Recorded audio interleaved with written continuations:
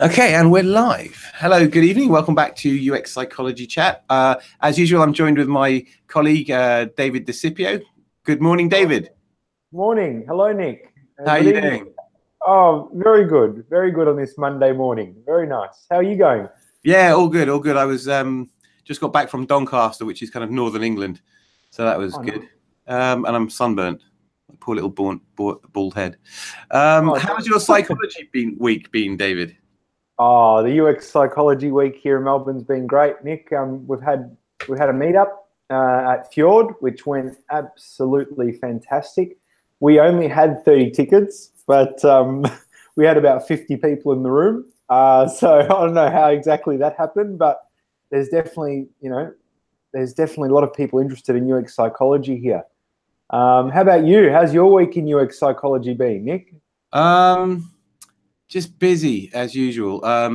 Just gearing up and writing slides for the Persona workshop next week. Amazing levels of interest like you've got. We've got 70 or 80 seats and probably about 100 people who want to come, at least that I know of. People have asked me. So with dropout rates, we should just about squeeze it, I hope.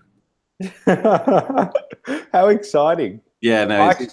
Yeah, that's great. I actually started the talk by saying, okay, everyone, hands up, who doesn't actually have a ticket? Yeah, nice. And everyone was like, and I was like, I'm joking. I'm not going to ask you to leave or anything. I might steal your line. It's a good problem to have. Yeah, what we call a high quality problem, but still, it definitely illustrates the appetite both here in the UK, in America, in Australia, or probably around the world. That this is kind of the next level. This is the evolution, I think, of a part of our space. Definitely. But be careful how I say that. I'm sure that's going to upset a few people, but it's not the evolution of digital, but digital needs an evolution. Digital won't evolve without psychology in it, is kind of my angle. Totally. And we're at the forefront of that, which is really exciting. Yeah, and a little bit scary, but yes. Maybe one day we'll look back on these videos and think, wow, how far we've come. I guarantee, I'd like to believe that in a year's time we'll be in a studio with proper lighting and not in my shed and in your kitchen and all of this stuff. Totally. David, let's keep things moving because we do want to try to keep this kind of snappy and watchable. Yeah. We were talking just a minute ago about interesting findings, interesting thoughts during the week. What have you got for us today? Yeah, totally. So this week I've really been diving into research because I'm putting a deck together for the Melbourne Accelerator program here in Melbourne. So it's a 3-part workshop. And as I'm reading through this, I've come across this Edgar Dale's cone of learning. Now, I'm not sure if you've heard of it before. It's essentially how we learn and how we best learn. I'm going to share my screen just quickly. Maybe I can't. But no, you should. I should be able to. I think on the left-hand menu, second or third one down. What I've got here, is a great visual of how this actually works. Very good. So what it essentially says is that after 2 weeks, we tend to remember 90% of what we say and what we do.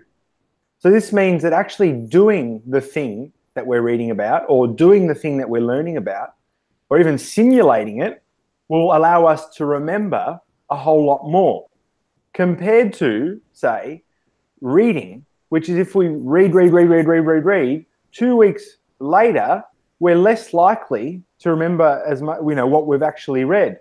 And this is more of a passive form of learning.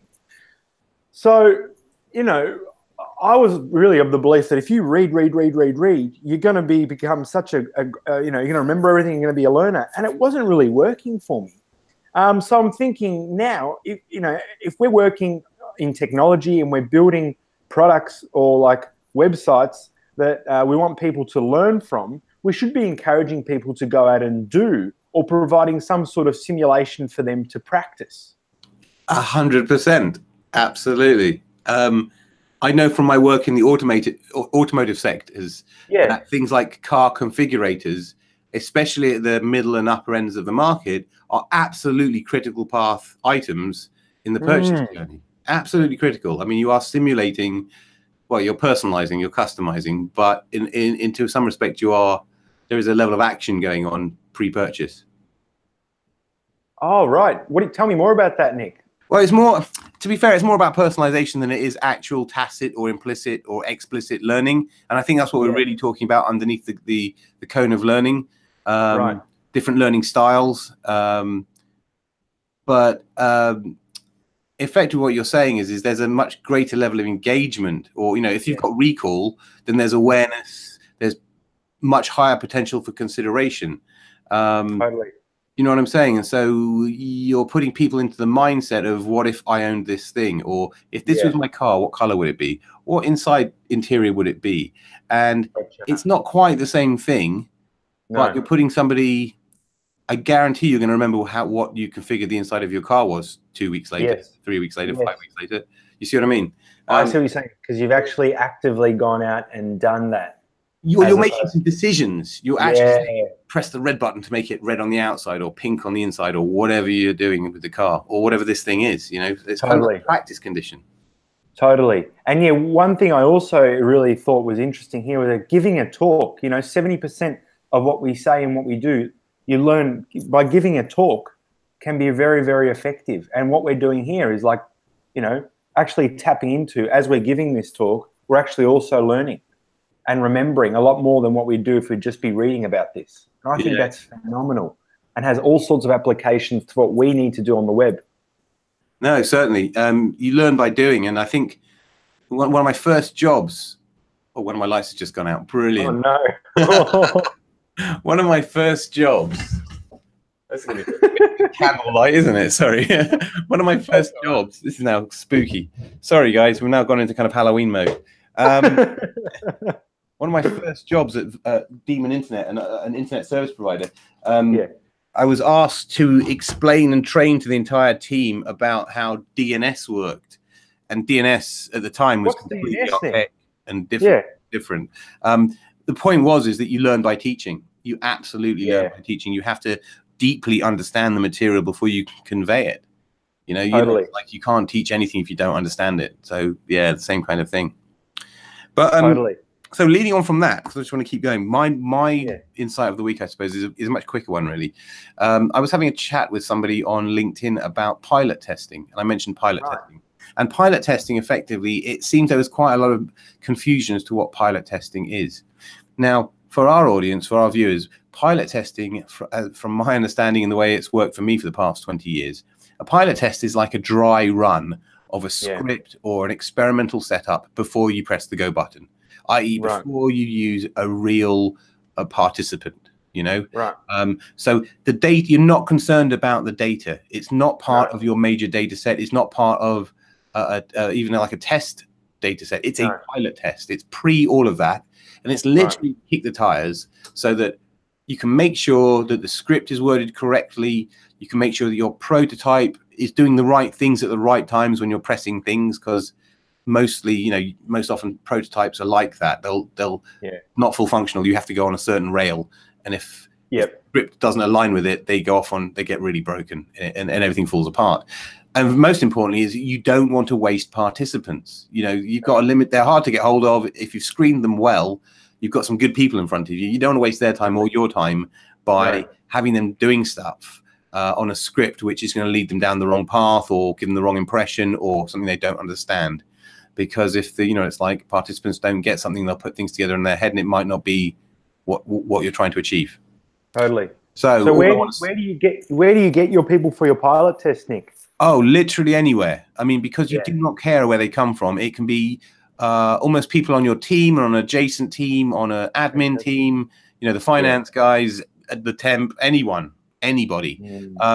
Usually it's 2 or 3 people. But if you just do one person, that's one of the few times when a 1-point sample isn't the end of the world. It's just a quick, dirty check to make sure everything is going to run nicely when you fire the bullet, because you cannot unfire it. No. And that's stuff you're probably not going to read. That's probably stuff you're not going to read in a research paper, but this is like best practice, essentially. What you're referring to there, it's things you've learned over the years and years of doing this that you need to do in order to get the most effective results. Completely. completely. Well, they told me about it when I was an undergrad, and they said, look, just do this. This is a golden rule. You don't break it. Just do it. And that's how it's always been since. And I find it slightly scary. The real problem is if you're using usertesting.com, what users do, any of those online automated remote testing services, once you press the go button, then the launch button, if your script isn't right or what they're testing isn't right, you've just wasted a lot of money.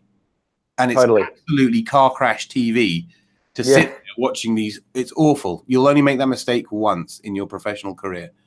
You'll learn so many times from it that you just won't do that again. So all I'm trying to do is just share that with people and say, look, that's awesome. Pilot test. It's a no-brainer. It doesn't cost. Just do it. If you don't do it, you're an idiot. There's too much risk. That's good. That's great, Nick. I love it. So really good. Thanks for sharing. Oh, cheers, man. Thank you. And that cone is really interesting. I think what we'll do is let's talk about learning. We'll have a dedicated learning, like a 20-minute or a 30-minute, where we can explore the literature a lot more, because there's some really interesting stuff in there about learning. Totally. So what's on for your week then, Nick? Oh, God, my week. I've got to write a prototype for an interactive careers guide for one of my clients. And then I've got my regular day work, my government gig that is just getting more and more crazy as we get closer and closer to the deadline, the delivery deadline. So, and I've got to do the slides for the persona meetup next week on Tuesday. So, and it was my anniversary tonight. So I was in Doncaster this morning. My world is nuts. And I've also got to speak to the guys and girls at Keep It Usable about some stuff we're organizing. So I've just, it's great. It's awesome. Lots of exciting things. It's mad. Yeah, man. So let me know if you need any help, Nick. I can always try and help from the computer over the oceans. Dave, once we've had our meetup, then you and I can really get together and work out how we can combine our two locations and the outputs from them, and see if we can do something with that, because I think that's super interesting. Totally. I love that idea. Cool stuff, man. Right. It's what time is it in Australia, in Melbourne right now? Oh, it's 7:22.